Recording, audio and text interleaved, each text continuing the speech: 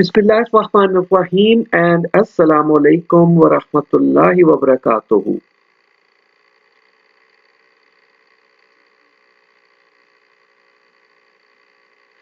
Okay, welcome to Quran class. आज की Quran class में हम सबक नंबर 4 जो कि है हदायत और रहनुमाई ये पढ़ेंगे। और इस चैप्टर में, इस सबक में आपको पता है कि हम अल्लाह रब्बुल इज़्ज़त के अहकाम को पढ़ते हैं। और आज इंशाल्लाह एक और बहुत ही ज्यादा अहम हुक्म को हम पढ़ेंगे, लेकिन हमेशा की तरह सबसे पहले अल्लाह का नाम और फिर दुआ, और ये आपने मेरे साथ पढ़ना होता है। शुरू करते हैं। बिस्मिल्लाहिर्रहमानिर्रहीम। रब्बि ज़िदनी इल्मा, ए मेरे रब मेरे इल्म में इजाफा फरमा। आमीन या रब्बल आलमीन। आज का हमारा प्लान इंशाअल्लाह, आज हम सूद की ममानियत के बारे में अल्लाह सुब्हानहू व तआला का हुक्म पढ़ेंगे। सूद को अरबी जुबान में रिबा कहते हैं, जिसका लुग़वी मानी है बढ़ना, इजाफा होना या बुलंद होना। अल्लाह सुब्हानहू व तआला ने मुसलमानों को आपस में नेकी और हमदर्दी का और एक दूसरे की मदद करने का हुक्म दिया है, जबकि सूद किसी से नेकी और हमदर्दी नहीं बल्कि किसी की मजबूरी से फायदा उठाने का नाम है। सूद का मतलब है कि अगर किसी को कोई मुसीबत आन पड़े और इसे पैसों की फौरी जरूरत हो और वो किसी से उधार या कर्ज मांगे, तो पैसे वाला इसे कर्ज देने की बजाय ये कहे कि मैं पैसे तुम्हें सिर्फ इस शर्त पर दूंगा कि तुम्हें मुझे ज्यादा पैसे वापस करने पड़ेंगे। इस तरह मजबूरी में इस शख्स को ज्यादा पैसे वापस करने पड़ते हैं, और ये बात इस्लामी तालीमात और बाहमी भाईचारे के खिलाफ है। इसलिए सूद इस्लाम में कतई तौर पर हराम है, यानी बिल्कुल हराम है, क्योंकि ये एक ऐसी लानत है जिससे ना सिर्फ मुआशी इस्तेहसाल यानी मुआशी तौर पर एक दूसरे को खराब करना, एक दूसरे का इस्तेहसाल करना, मुफ्तखोरी, हिर्सो तमा यानी लालच, खुद गर्जी यानी अपने अपने मफाद की गर्ज और दूसरों की परवाह ना करना, संग दिली मतलब पत्थर दिल बन जाना, किसी से हमदर्दी करने का ना सोचना बल्कि उसको तकलीफ में और तकलीफ देना, और मफाद परस्ती यानी अपने मफाद का ज्यादा ख्याल करना। इन सब ये जो सब चीजें बोली गई हैं, बताई गई हैं, इन जैसी अखलाकी कबाहतें जन्म लेती हैं, यानी अखलाकी बुराइयां जन्म लेती हैं। किस तरह की? मुफ्तखोरी, हिर्सो तमा, खुदगर्जी, संगदिली और मफाद परस्ती। इन जैसी जो है मफाद परस्ती जैसी कबाहतें यानी बुराइयां जन्म लेती हैं। ना सिर्फ ये जन्म लेती हैं बल्कि ये मुआशी और इक्तिसादी तबाहकारियों का भी जरिया बनता है। क्या चीज जरिया बनता है? सूद।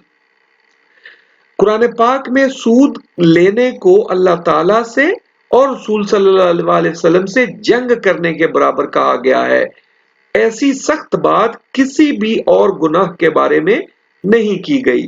और सूरह रूम में फरमाया गया, और जो तुम सूद देते हो कि लोगों के माल में इजाफा हो, तो अल्लाह ताला के नजदीक इसमें इजाफा नहीं होता, यानी सूद उनके किसी काम नहीं आता बल्कि उनकी तबाही और बर्बादी का ही बायस बनता है। तो अल्लाह ताला हमें माफ फरमाए ये सूद के काम से। और सूद लेने और देने वाले जो है, आगे चल के हमें पता चलेगा कि जो सूद लेने वालों को जो है वो बहुत बुरे उनके लिए उनका बहुत बुरा अंजाम होता है। नेक्स्ट पेज पे चलते हैं और हम पढ़ रहे हैं कुरान क्लास सबक नंबर 4 हदायत और रहनुमाई। और इस सिलसिले में आज हम सूद के हुक्म के बारे में पढ़ रहे हैं।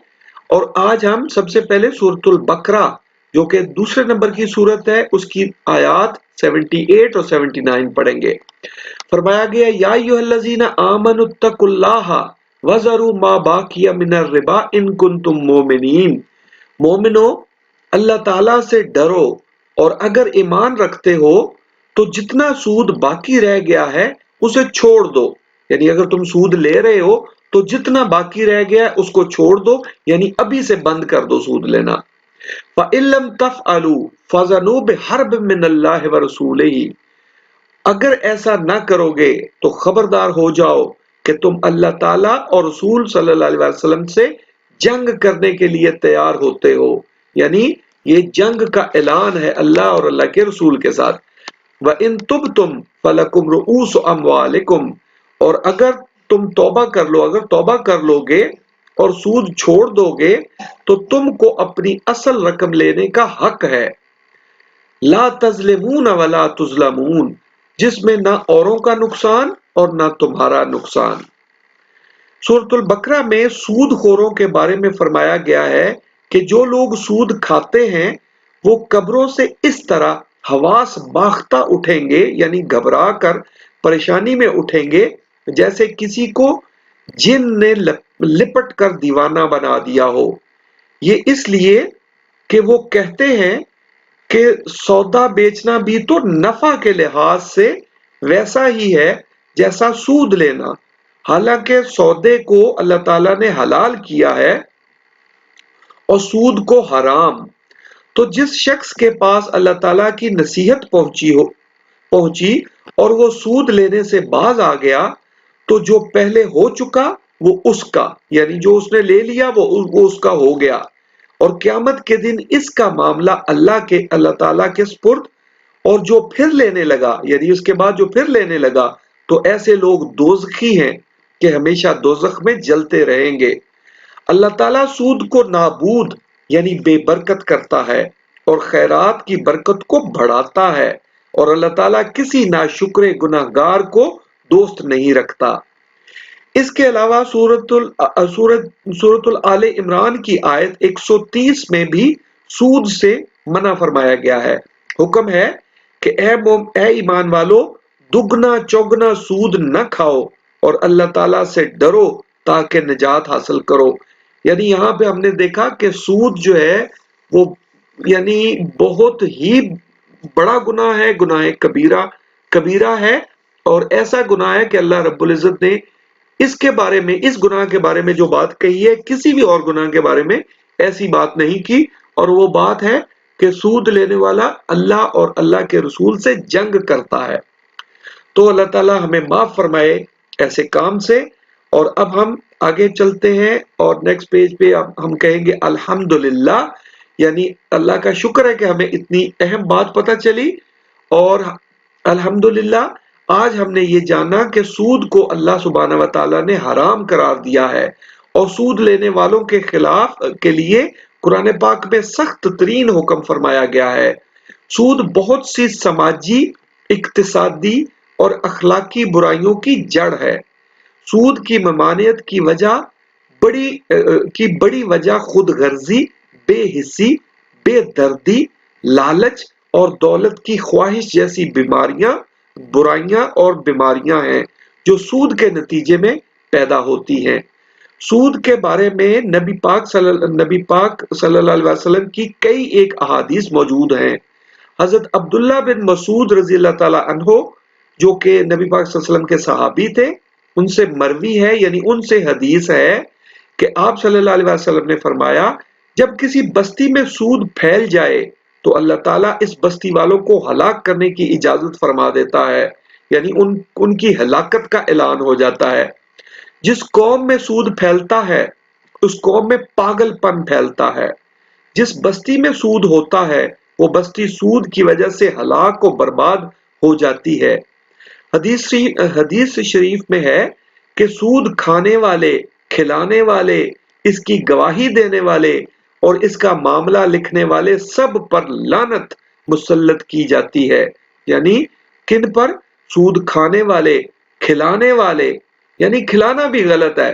اگر ہمیں کوئی مجبوری نہیں ہے، کوئی بڑا مسئلہ نہیں ہے تو ہمیں ایسا چاہیے کہ ان لوگوں کو سود کھلائیں بھی نہیں، لوگوں کو اس بات پر جو ہے وہ انکریج بھی نہ کریں، جو سود پہ قرض دیتا ہو اس سے قرض ہی نہ لیں۔ کہ اس کی گواہی دینے والے، یعنی جو بندہ سود کی گواہی دیتا ہے اس کو بھی، اور جو معاملہ لکھتا ہے، جو اس کے یعنی جو لکھتا ہے کہ کس نے کس کا کتنا سود دینا ہے، اس پر بھی لعنت، سب پر لعنت مسلط کی جاتی ہے۔ رسول اللہ صلی اللہ علیہ وسلم نے فرمایا کہ لوگوں پر ایسا زمانہ ضرور آئے گا کہ کوئی بھی ایسا نہ رہے گا جس نے سود نہ کھایا ہو، اور جو سود نہ کھائے اسے بھی سود کا غبار لگے گا، یعنی اس کو بھی سود کی جو ہے وہ گرد لگ جائے گی۔ اور یہ آج کا ہی دور ہے جس میں ساری دنیا میں سودی بینکاری نظام رائج ہے۔ آپ صلی اللہ علیہ وسلم کی امت ہونے کی حیثیت سے ہمارا یہ فرض ہے کہ ہم تمام انسانیت میں خیر و بھلائی پھیلانے کا ذریعہ بنیں اور لوگوں کو سود کی برائیوں سے آگاہ کریں اور ان کو اس گناہ کبیرہ سے اور اللہ تعالیٰ کی نافرمانی کے کام سے روکیں۔ اور یہ روکیں گے کیسے؟ سب سے پہلے اس حکم کو اچھے طریقے سے سمجھیں گے، اور وہ سمجھنے کے لیے آپ نے 4 سوال بنانے ہیں، 4 پوائنٹس بنانے ہیں، اور یہ آپ نے اسکول میں یہ کام کرنا ہے، یہ آپ کا کلاس ورک ہے۔ اس کے بعد لوگوں کو روکنا کیسے ہے کہ لوگوں کو اسی چیز کے بارے میں بتانا ہے، 4 لوگوں کو آگاہ کرنا ہے، ان کو ایجوکیٹ کرنا ہے، ان کو اس برائی کا بتانا ہے کہ یہ کتنی بڑی برائی ہے، اور اللہ رب العزت نے اس کے بارے میں کتنا بڑا حکم دیا ہے کہ یہ اللہ اور اللہ کے رسول کے ساتھ جنگ کے برابر ہے۔ اور پھر یہ کہ سود والا جو کام ہے وہ نہیں کرنا، سود کھانے والے، کھلانے والے، اس کی گواہی دینے والے، اس کا معاملہ لکھنے والے، سب پر لعنت کی گئی ہے۔ لہٰذا ہمیں اس سے بچنا ہے اور اپنے دوستوں کو، رشتہ داروں کو، بھائیوں کو اور سب اپنے ارد گرد کے محلے داروں کو سب کو بچانا ہے تاکہ وہ کبھی بھی ایسے کام میں نہ پڑیں۔ اللہ تعالیٰ ہماری مدد فرمائے، ہمیں سمجھنا اور ہمیں عمل کرنا نصیب فرمائے۔ اوکے، چلیں جی، آمین یا رب العالمین۔ اور آپ نے یہ جو ہے لوگوں کو بتانا ضرور ہے، اس کے بارے میں یہ کام آپ نے ضرور کرنا ہے۔ اوکے، چلیں جی، ٹیک کیئر اینڈ اللہ حافظ۔